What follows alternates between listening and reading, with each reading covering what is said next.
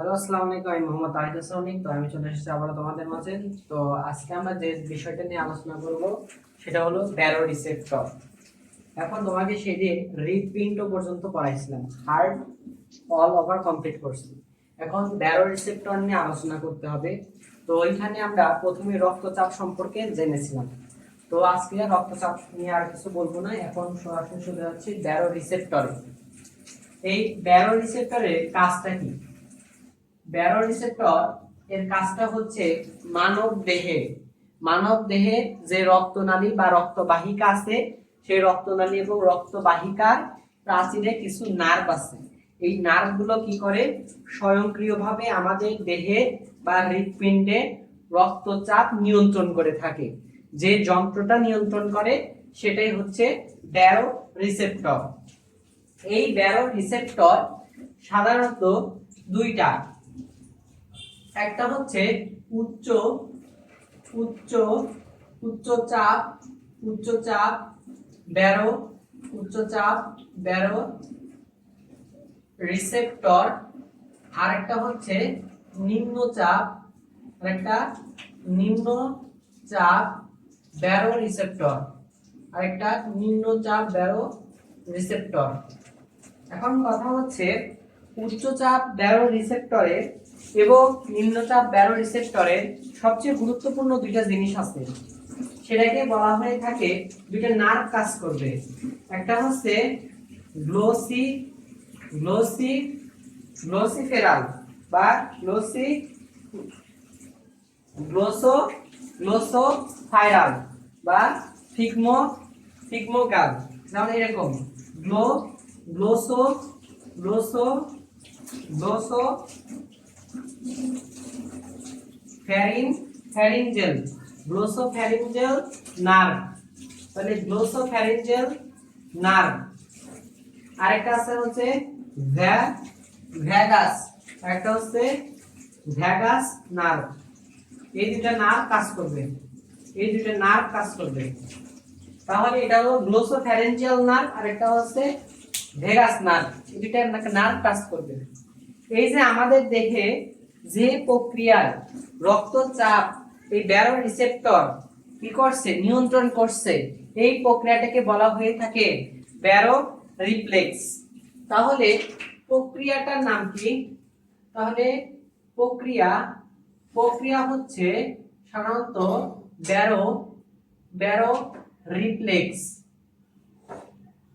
তাহলে প্রক্রিয়াটার নাম হলো ব্যারো রিফ্লেক্স। এখন আমরা প্রথমত ব্যাখ্যা করব এই উচ্চচাপ ব্যারো রিসেপ্টর নিয়ে। ধরো একটা রক্তনালী, যেটাকে আমরা বলছি রক্তবাহিকা, এটা একটা রক্তনালী।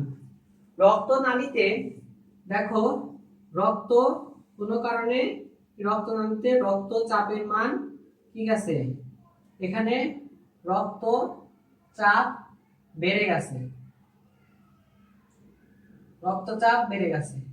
রক্তচাপ বেড়ে যাওয়ার ফলে কি হচ্ছে, এর গাত্রে থাকা কিছু নার্ভ আছে, এই যে তাহলে এই দুটো নার্ভ হচ্ছে এই কয়টা, যে গ্লোসোফ্যারিঞ্জিয়াল এবং ভেগাস নার্ভ। তাহলে রক্তচাপ বেড়ে যাওয়ায় রক্তনালীর প্রাচীরে থাকা গ্লোসোফ্যারিঞ্জিয়াল এবং ভেগাস নার্ভগুলো কি করে, উদ্দীপনা সৃষ্টি করে। সেই উদ্দীপনা কোথায় পাঠাবে? উদ্দীপনা মস্তিষ্কে পাঠাবে। তাহলে এইটা থেকে কোথায় যাবে? মস্তিষ্কে পাঠাবে। মস্তিষ্কের কোথায়? মেডুলা অবলঙ্গাটায়। মস্তিষ্কের মেডুলায় ধরে নাও, মেডুলা অবলঙ্গাটাকে মেডুলা বলা হয়। তাহলে মস্তিষ্কের মেডুলা অবলঙ্গাটায় পাঠাবে। সেই মেডুলা অবলঙ্গাটা থেকে একটা কি হবে, একটা উদ্দীপনা যাবে আবার রক্তনালীর প্রাচীরে, রক্তনালীতে। তাহলে রক্তনালীতে যাবে, রক্তনালীতে যাওয়ার পরে সেটা কি হবে, রক্তনালী সম্প্রসারণ বা প্রসারণ ঘটবে, রক্তনালী প্রসারণ ঘটবে। তাহলে এই যে উচ্চচাপ ব্যারো রিসেপ্টরে কি ঘটে, সেখানে একটা রক্তনালী থাকে, যে রক্তনালীতে শান্ত রক্তচাপের পরিমাণ বেশি থাকে। ফলে কি হয়, ফলে তার রক্ত প্রাচীরে থাকা গ্লোসোফ্যারেঞ্জিয়াল নার্ভ এবং ভেগাস নার্ভগুলো সেই উদ্দীপনা গ্রহণ করে মস্তিষ্কের অবলঙ্গটায় পাঠায়। মস্তিষ্কের অবলঙ্গটা থেকে সেই উদ্দীপনা আর উপর একটা সংবেদী সাধারণত আরেকটা উদ্দীপনা সেটা কোথায় পাঠাবে? রক্তনালীতে পাঠাবে। রক্তনালী কি হয়ে যাবে? প্রসারিত হয়ে যাবে। রক্তনালী প্রসারিত হওয়ায় ধরো এখানে রক্তের চাপ বেশি, তাহলে ধরো এখানে রক্তের চাপ বেশি, যখন এটা রক্ত নালী প্রসারণ করবে, ধরো এটা বেশি ফাঁকা হয়ে গেল, ধরো এটার তুলনায় এটি বেশি ফাঁকা, তাহলে এখানে রক্তচাপের পরিমাণ কি? রক্তচাপের পরিমাণ এখানে কি হচ্ছে? রক্তচাপ কমে গেছে, রক্তচাপ কমে গেছে, যার ফলে কি হচ্ছে? রক্তচাপটা নিয়ন্ত্রণের ভিতরে আসছে। তাহলে এইভাবে উচ্চ চাপ ব্যারোরিসেপ্টর কি করতেছে? রক্তচাপ নিয়ন্ত্রণ করতেছে। ঠিক নিম্নচাপ ব্যারোরিসেপ্টর কি করতেছে? নিম্নচাপ ব্যারোরিসেপ্টরটা সাধারণত কোন একটা রক্তনালী বা রক্তপ্রাচীরের মধ্যে, কোন একটা রক্তনালী বা রক্তপ্রাচীরের মধ্যে যদি কি হয়? এই যে রক্তচাপ, সেই রক্তচাপটা যদি কি হয়? কমে যায়, তাহলে কমে যাওয়ার ফলে সেই রক্তনালী প্রাচীরে থাকা কি গ্লোসোফ্যারেঞ্জিয়াল নার্ভ এবং ভেগাস নার্ভ, এই দুইটা নার্ভ উদ্দীপিত হয়ে মস্তিষ্কে সাড়া জাগাবে। মস্তিষ্কের কোথায়? অবলঙ্গাটায়, মেরুল অবলঙ্গাটায়, সেখান থেকে রক্তনালীতে যাবে এবং রক্তনালী কি হয়ে যাবে? সংকুচিত হয়ে যাবে এবং সেখানে রক্তচাপ বজায় বা নিয়ন্ত্রিত হবে। সেটা কেমনে? দেখো, প্রথমত তোমাকে এইভাবে বোঝানো যে রক্তচাপ বেড়ে গেছে, এটা এখানে দেখো রক্তচাপ কি হয়েছে? কমে গেছে এবং এই যে রক্তচাপ প্রসারণ ঘটবে, এখানে দেখতে হবে রক্তনালী সংকোচন ঘটবে, রক্তনালী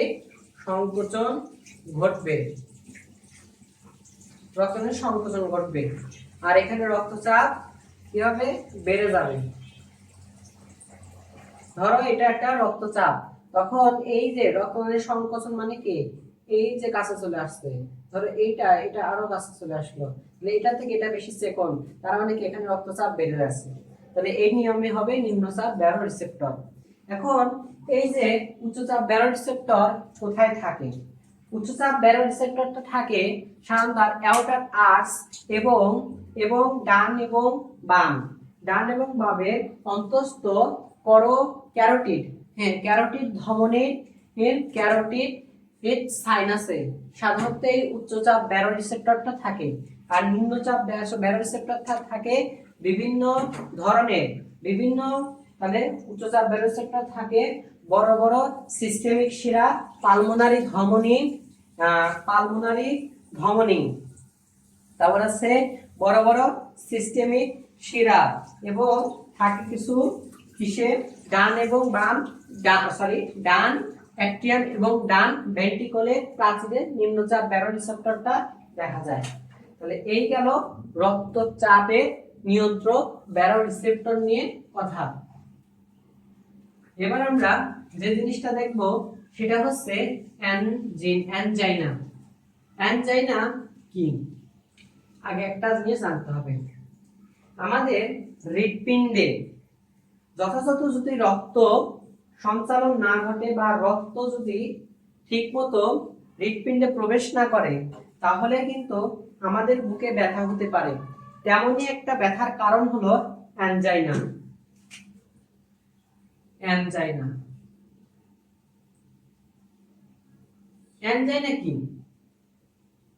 অ্যানজাইনা হচ্ছে হৃৎপিণ্ডে কোনো কারণে অক্সিজেন যুক্ত রক্তের প্রবাহ কমে গেলে, তাহলে অক্সিজেন যুক্ত রক্তের প্রবাহ কমে গেলে বুকের ভিতরে ব্যথা এবং অস্বস্তি বোধ হয়, এটাকে সাধারণত বলা হচ্ছে অ্যানজাইনা।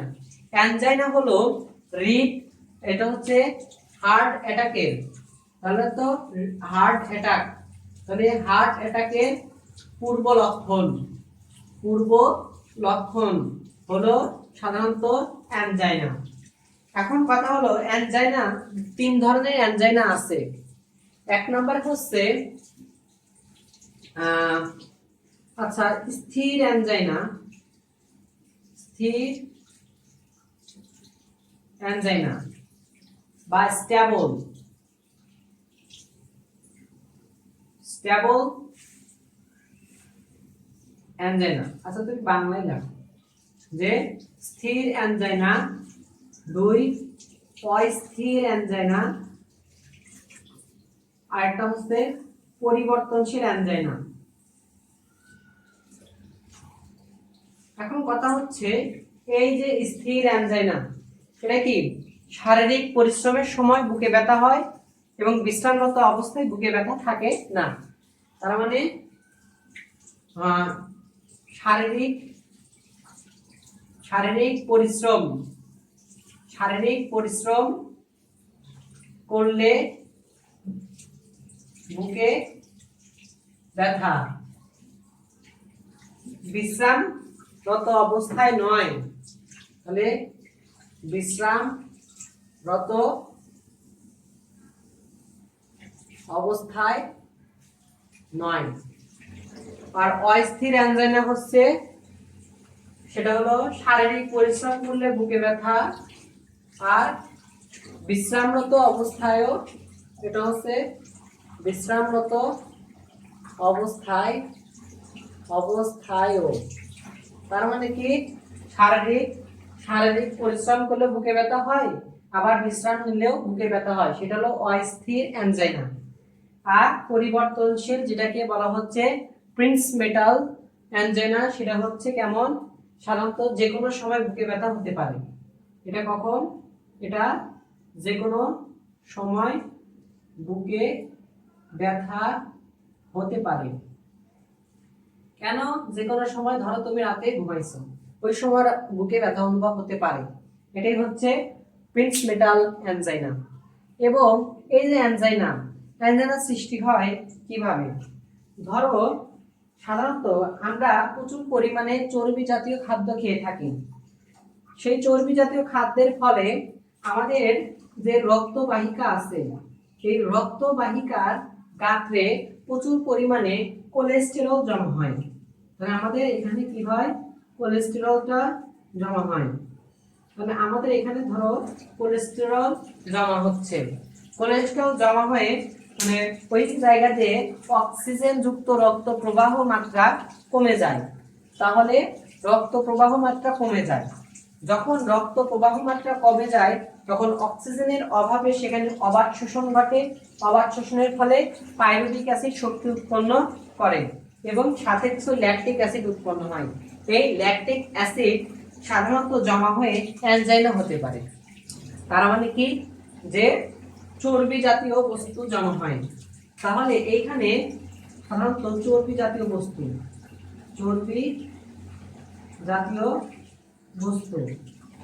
জমা হইলে সাধারণত এখানে কি হয়, আরেকটা দাও, এখানে এই জায়গায় রক্ত প্রবাহ কমে যায়, রক্ত প্রবাহ কি হয়, কমে যায়। হ্যাঁ, আবার আরেকটা ঘটনা করতে পারে, হৃৎপিণ্ডের যে কপাটিকা বা যে দরজার মতো বাল্বগুলো আছে, সেই বাল্বগুলো যদি নষ্ট হয় বা কার্যক্ষম হারিয়ে ফেলে তাহলে অ্যানজাইনা হতে পারে।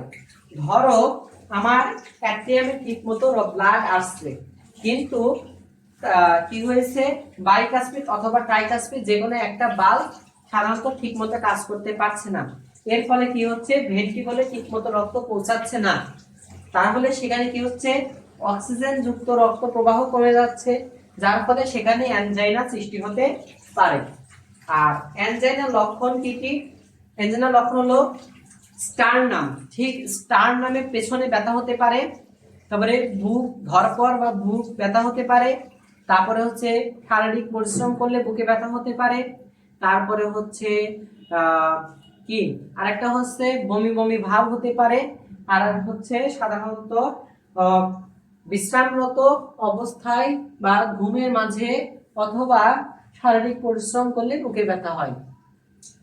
আর এর জন্য সাধারণত প্রতিকার বা প্রতিরোধের ভিতরে বলা যেতে পারে চিকিৎসার পরামর্শ অনুযায়ী কি করা লাগবে, এমআরআই করতে হবে। কি করতে হবে? এমআরআই। এমআরআই করতে হবে। আবার ইকোকার্ডিওগ্রাম ইকোকার্ডিওগ্রাম করতে হবে। আর একটা হচ্ছে সাধারণত বলা হয় অ্যানজিওপ্লাস্ট। সাধারণত অ্যানজিওপ্লাস্ট করা লাগতে পারে। আর চর্বি জাতীয় খাদ্য চর্বি জাতীয় খাদ্য থেকে দূরে থাকতে হবে, ধূমপান থেকে দূরে থাকতে হবে। আরেকটা জিনিস খেয়াল রাখতে হবে, ডায়াবেটিক্স, উচ্চ রক্তচাপ, কোলেস্টেরল এগুলো নিয়ন্ত্রণে রাখতে হবে। মোস্ট ইম্পর্টেন্ট পয়েন্ট হচ্ছে সাধারণত ডায়াবেটিস,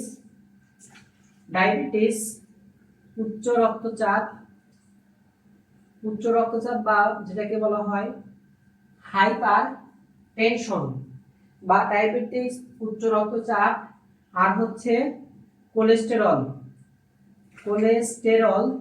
কোলেস্টেরল এগুলোর মাত্রা ঠিক রাখা লাগবেই। তাহলে আমরা আলোচনা করলাম অ্যানজাইনা নিয়ে। এখন আমরা আলোচনা করব হার্ট অ্যাটাক নিয়ে। হার্ট অ্যাটাক কেন হয় এবং হার্ট অ্যাটাকের জন্য রোগী কি কি লক্ষণ প্রকাশ পেতে পারে এগুলো নিয়ে এখন আলোচনা করব। তাহলে হার্ট অ্যাটাক হলে সাধারণত রোগী কি কি হয়।